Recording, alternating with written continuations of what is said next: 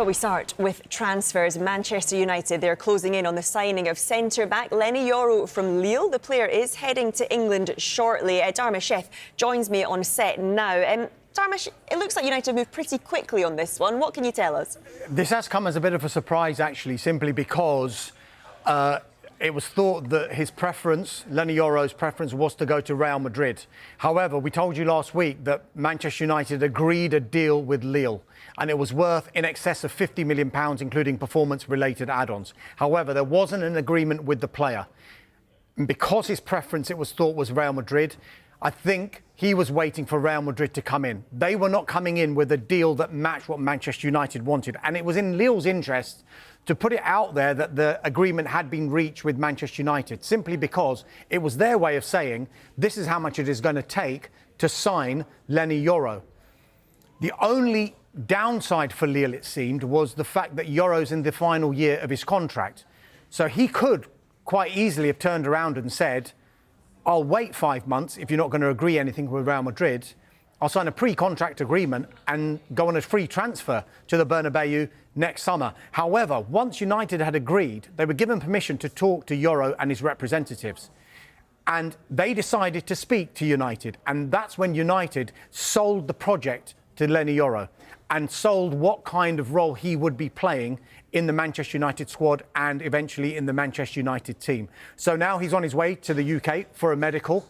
There's still work to be done on this deal, though, before it is fully signed. But the noises we're getting now that United are confident that they can get this one over the line. And many people will ask, what impact will that have on any other potential centre-back signings? Well, our information is that United definitely wanted to sign one central defender because Rafael Varane had left following the expiration of his contract. Willy Kwambala has left on a permanent deal to Villarreal.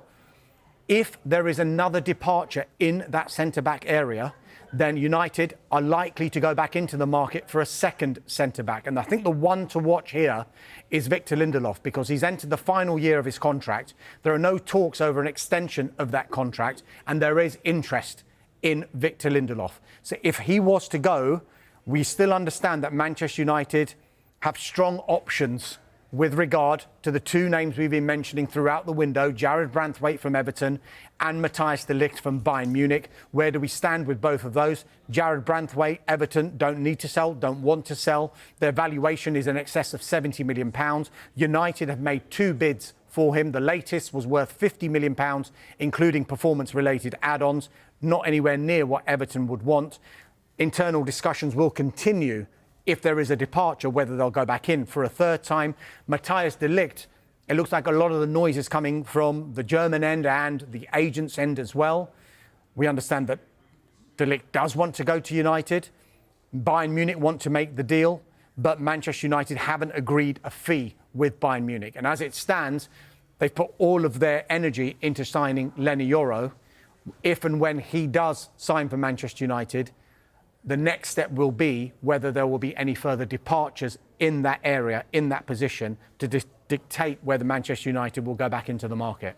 OK, what else then? Where are we with Victor Osimen? Is he heading to PSG? This is a very, very interesting one, because last week I told you that Napoli were very interested in Romelu Lukaku, but it was all dependent on Victor Osimen's future. Now, there are a lot of Saudi Arabian clubs who wanted to bring in Victor Osimen. And I think Napoli would have been happy to do a deal because they knew they would get the money that they would want for someone like Victor Osimen. However, the player himself probably doesn't feel that Saudi Arabia is the right step at this stage of his career. He wants to play Champions League football at this stage of his career. And now we have a development today. Paris Saint-Germain, who will obviously be in the Champions League next season. They've just sold Kylian Mbappe, or allowed Kylian Mbappe to leave at the end of his contract.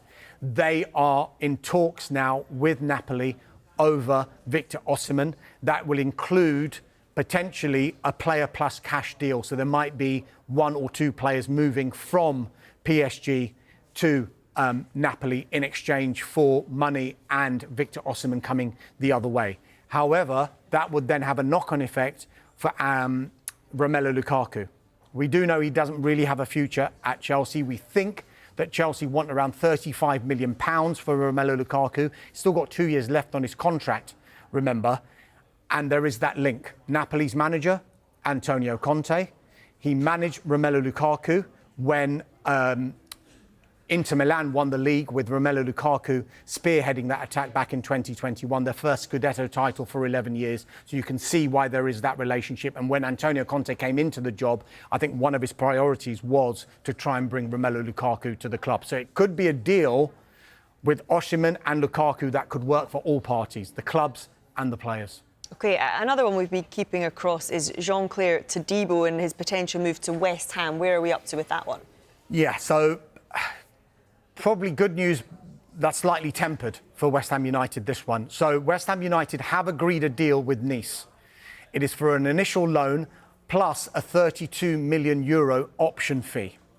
Now, we told you last week that West Ham United had a bid rejected of around €30 million for Todibo. They've obviously gone back in and now they've agreed this deal.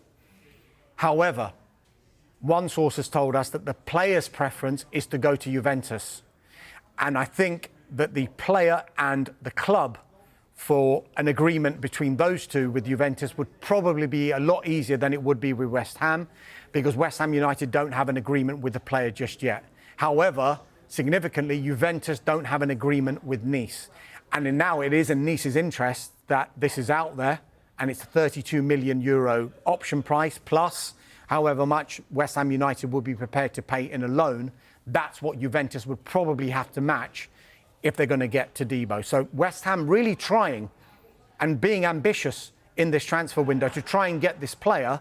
It just might be out of their hands, though, simply because Juventus can offer Champions League football, they can offer European football, and that's probably what Jean-Claire Todibo would want. Darmish, always a pleasure. Thank you for now.